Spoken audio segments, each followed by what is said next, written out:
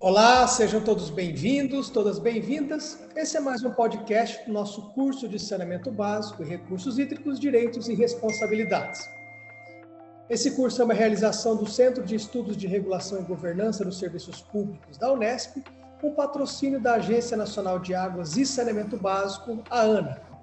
Nosso convidado de hoje é o Murilo Pisato Marques, e nós vamos falar aqui um pouquinho hoje sobre a importância de investimentos públicos e privados em projetos de resíduos sólidos.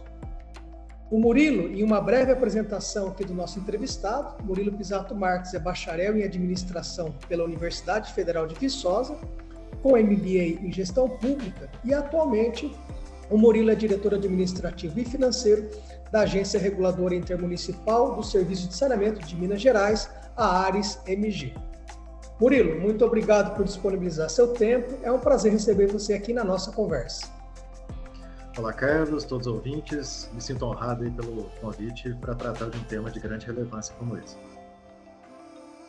Murilo, para começar a nossa conversa, primeiro aqui, contextualizando, nós tivemos várias aulas no nosso curso que trataram sobre regulação e também sobre resíduos sólidos. E aqui, como o nosso podcast trata do título, nós precisamos investir muito em resíduos para alcançar um serviço de qualidade no Brasil. Nós sabemos que nós temos muitos desafios, muitos são aqui os obstáculos ainda para um serviço adequado, e eu gostaria que você dissesse um pouquinho para nós sobre quais são os desafios do Brasil no tema dos resíduos sólidos. Cara, desafio é uma palavra que não desassocia do saneamento. Desde 2007, quando foi criada a Lei de Saneamento, a Lei Federal de Saneamento, que trouxe lá diretrizes, trouxe prazos, trouxe metas. A gente tinha ali uma meta de encerramento dos lixões na época para 2014, essa meta foi prorrogada para 2016, começaram a falar do novo marco do saneamento, o novo marco de saneamento só veio a efetivar em 2020, trazendo novas metas, novos desafios, novos prazos. Inclusive, mês de agosto agora de 2024 encerra-se o prazo do fim dos lixões, e o que a gente vê na realidade é que o saneamento continua sendo precarizado de uma forma geral no país. E aí, quando a gente fala de desafios em termos de investimentos, a gente chega a pensar inicialmente somente em termos de investimentos na parte financeira e econômica, mas acredito que a gente precisa de investimentos também na área intelectual, na área técnica e principalmente na área política. O país precisa muito de que os governantes, os órgãos de controle entendam o saneamento, entendam as prerrogativas, as diretrizes do saneamento, para que a gente possa realmente ter um desenvolvimento sustentável nessa área. Então, pensando em termos de financeiros, do setor tanto privado quanto do público, a necessidade de investimentos são altíssimas, e o novo marco de saneamento trouxe essa possibilidade de captação de capital privado, porque a gente sabe que somente com capital público dificilmente a gente vai conseguir resolver no médio e longo prazo essa questão dos desafios aí do nosso saneamento, principalmente também na área de resíduos sólidos, que passa necessariamente pelo encerramento dos lixões e pelo tratamento aí dos resíduos de uma forma geral.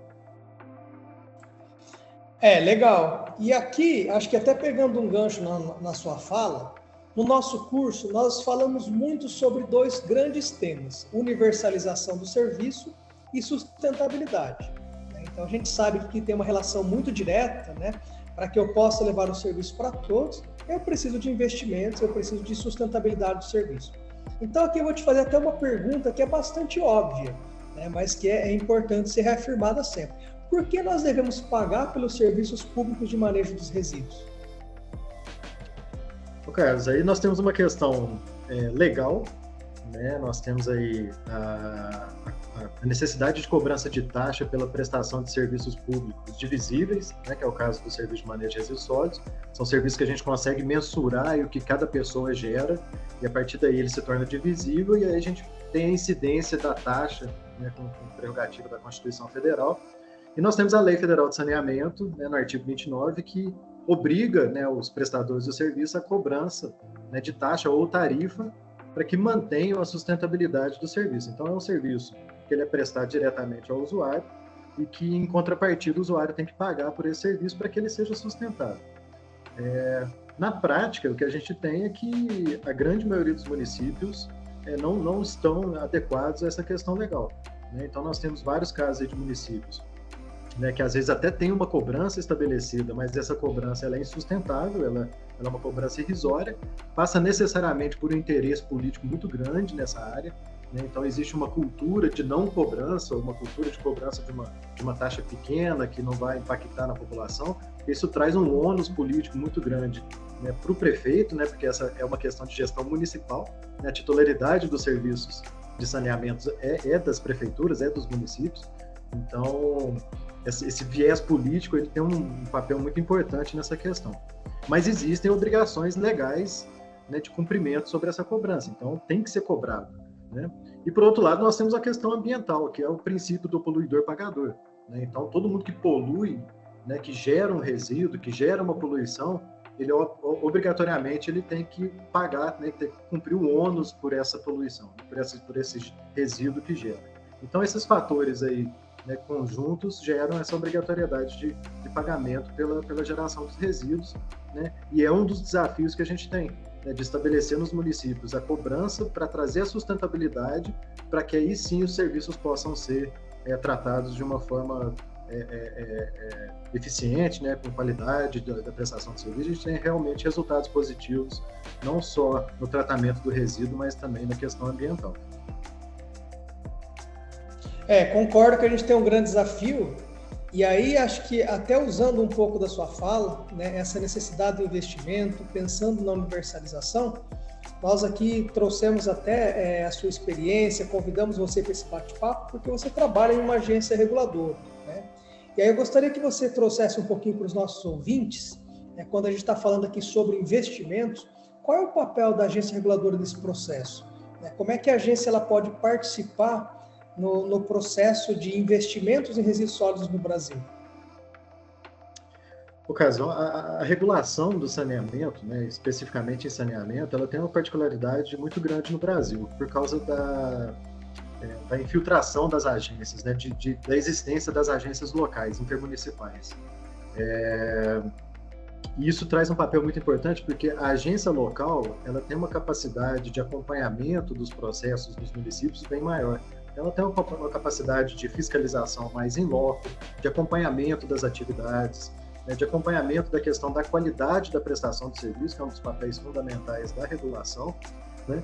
E, a partir daí, ela consegue, né, trazer, dentro dos processos de revisões, que são os previstos pela legislação, né, que a gente chama de revisões ordinárias, né, que é o papel de acompanhamento da agência da prestação do serviço de forma periódica. Então, o município tem aquele planejamento dele em relação ao cumprimento do Plano Municipal de Saneamento, ou até dos planos mais setoriais, né, dos planos mais periódicos dentro dessas revisões, e a agência consegue acompanhar, a partir desse plano que ele faz para fazer os investimentos, para a melhoria do serviço, a agência está em loco acompanhando dia a dia esse progresso. Então, o papel da agência nessa questão do acompanhamento dos investimentos é muito importante, porque ela pode, por exemplo, amarrar certos recursos, né, que são provenientes da cobrança da taxa ou da tarifa a esses investimentos. Então, quando ela faz ali, né, o acompanhamento do município em relação ao planejamento do que ele vai fazer nos próximos anos, já tem previsto ali qual investimento que ele deve fazer. Muitas vezes, quando não tem esse acompanhamento regulatório, esse recurso que o município capta, ele acaba se perdendo nesse processo.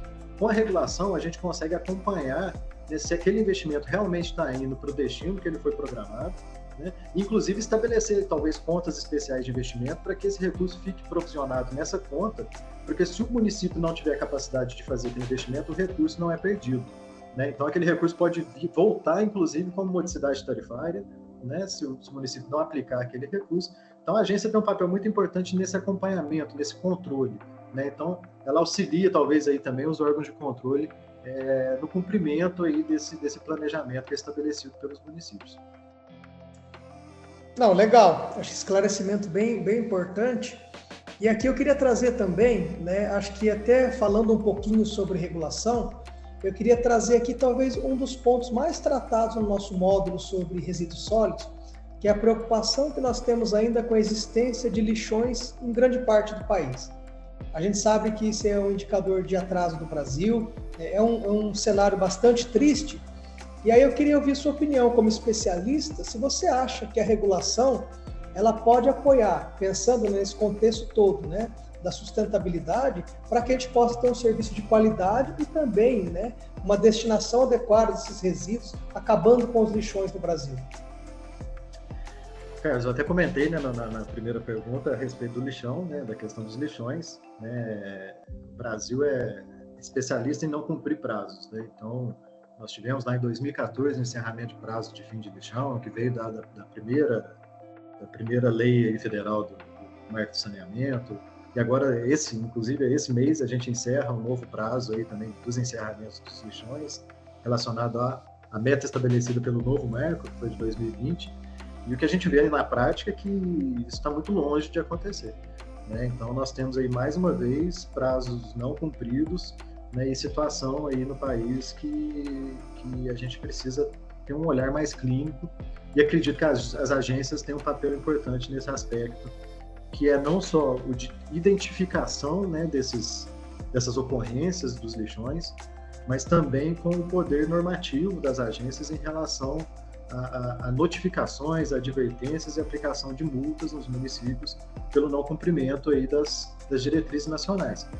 Então, as agências, né, com o poder decisório, independente que as agências têm, né, que em tese não tem aí influências políticas, né, os atores que estão nas agências reguladoras, eles têm um papel fundamental nesse processo de pressionar os municípios no sentido da destinação correta desses resíduos, seja, né, em aterros sanitários locais, né, que sejam regionais.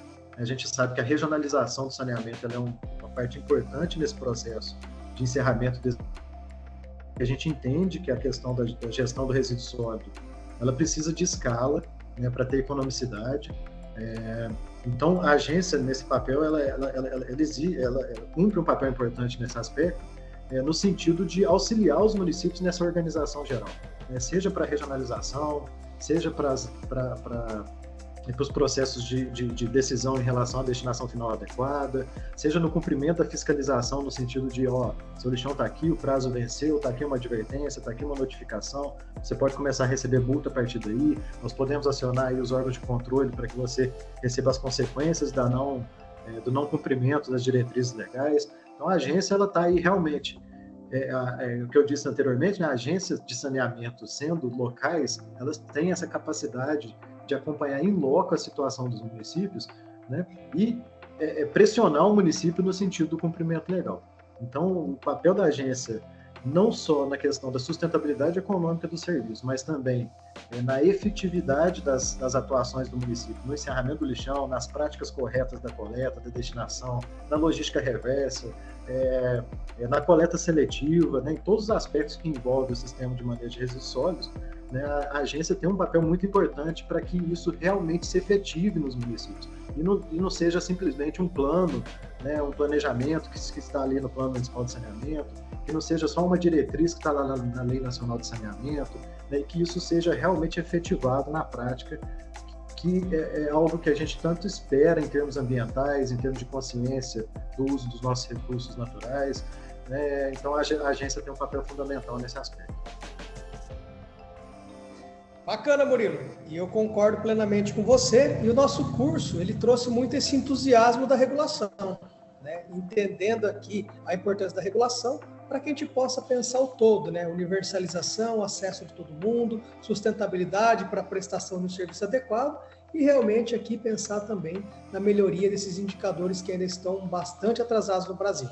Nosso tempo é curto, quero agradecer demais a sua presença, dizer que foi um prazer poder bater esse papo aqui com você, né? E aqui devolvo a palavra para as suas considerações finais.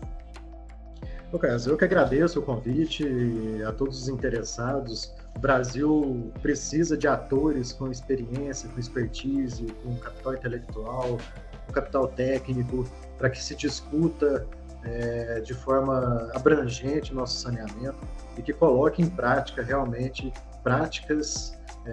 boas práticas para que a gente avance e não seja simplesmente teorias, né, que a gente tem discutido muitos desafios, as teorias do saneamento, mas que a gente possa realmente ver na prática que as questões de saneamento que envolvem não só resíduos sólidos, mas água, esgoto, drenagem, possam realmente avançar no país, que o país seja aí uma referência mundial em relação ao saneamento. Legal, muito bom. Ouvimos aqui o Murilo Pisato Marques, que é da Agência Reguladora Ares de Minas Gerais, e convido aqui as senhoras e os senhores para que continuem acompanhando nosso podcast,